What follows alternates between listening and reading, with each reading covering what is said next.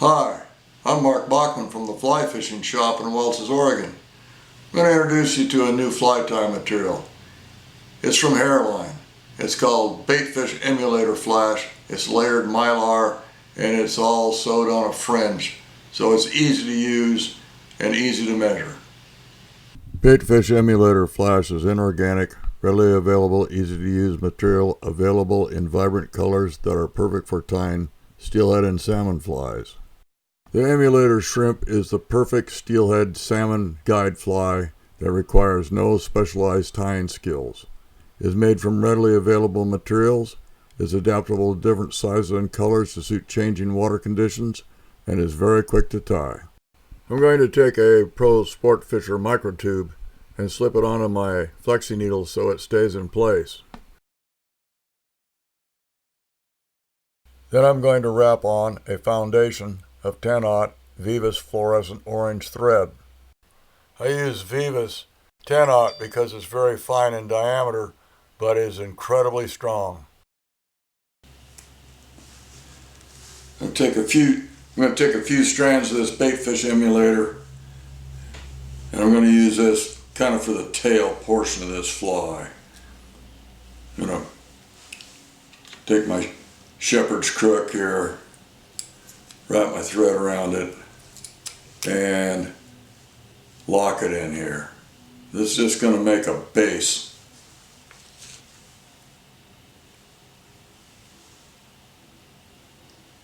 for the dubbing that I'm going to put on there.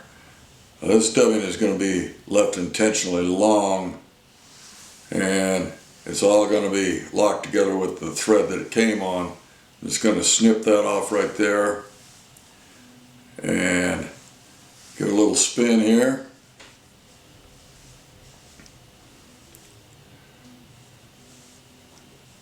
Move a lot of this down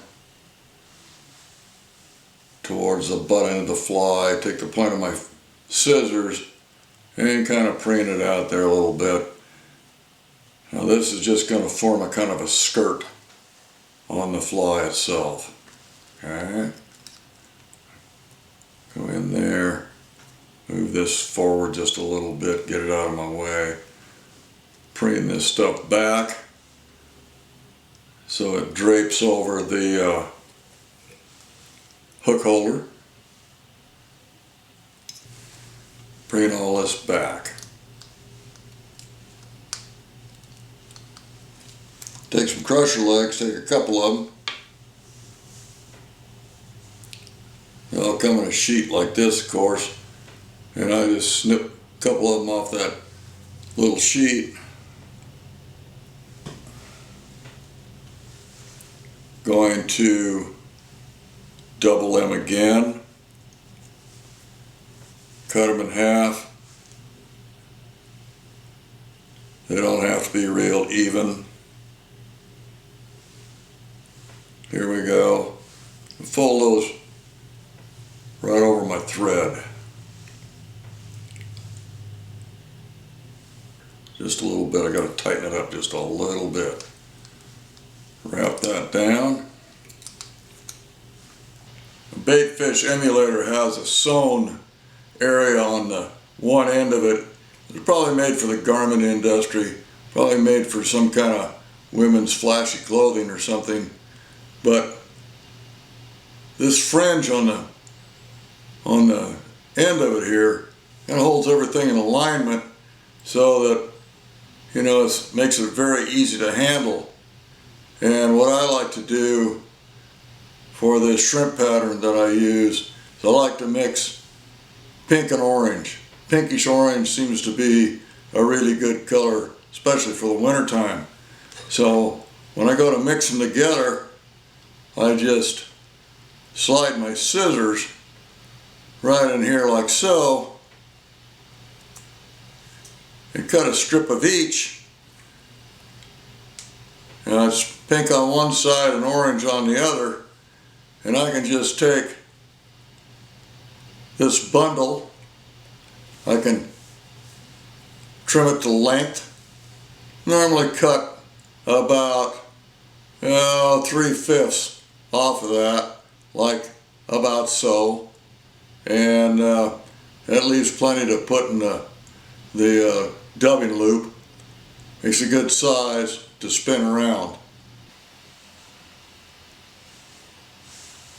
Okay, we're going to even up that bait fish emulator in the loop. I'm going to bring my thread forward here. I'm going to disperse this stuff around.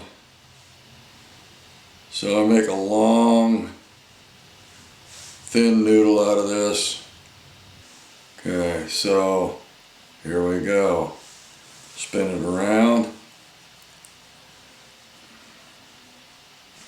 This stuff is going to start tangling up immediately, so I'm going to pick some of it out of there, so it doesn't get all wrapped up in itself.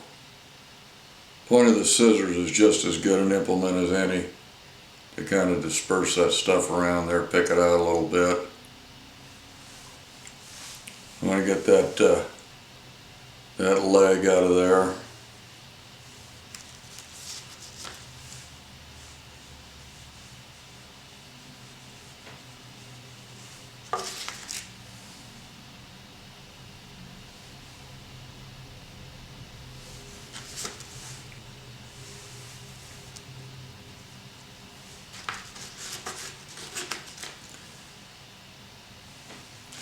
Now this is not an exact pattern. This pattern can be tied many different ways, many different colors. It doesn't take 8 legs in the back of it or any specific number. Person can go back in there and clip them off any way you want them. Actually, I'm going to move this around this shepherd's crook, make one full rotation, and preen it back. Same way again. And preen it back.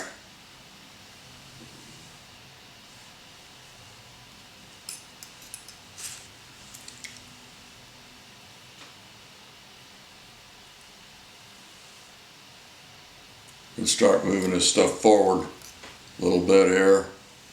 We want it dispersed evenly along this whole tube.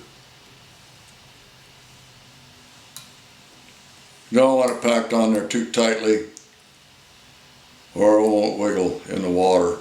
This stuff be like little legs or like the hackle on a woolly bugger, and want it to move in the water. I'm going to use this base of this loop to kind of tie this stuff back a little bit. Then going to lock it down in place.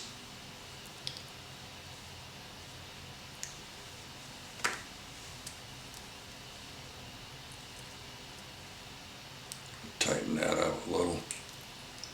Okay, come in here, start forming our head.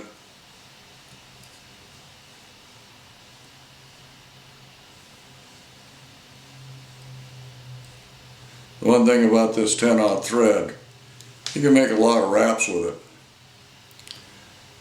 it. Now these little sparkly flies, bigger is not necessarily always better. I kind of vary the size of the fly with the water conditions, watercolor, whether it's summer or winter steelhead. It seems as though larger flies seem to work better with winter steelhead a lot of the time, so maybe I'd stack the whole tube full of materials at that point. For summer steelhead, probably that's plenty right there. And I'm going to probably clip some of these legs down a little bit. I want them to be able to wiggle a lot in the water, which they will do, as soon as we get the hook holder in place. Put the hook holder on there, it's easy, just slide the hook holder on your needle, and then slide the fly up over the needle. You got a lot of different ways you can go here. You could leave the fly unweighted and you know, fish it in the surface film for a summer steelhead fly like that. You could actually put a Pro Flexi bead on the front of this and fish it deep. Put your Pro Flexi bead on there. That covers up the head. You can trim that off, you know, 1/8 of an inch ahead of the needle, and make sure that you get your needle out of the way, and then place that on there.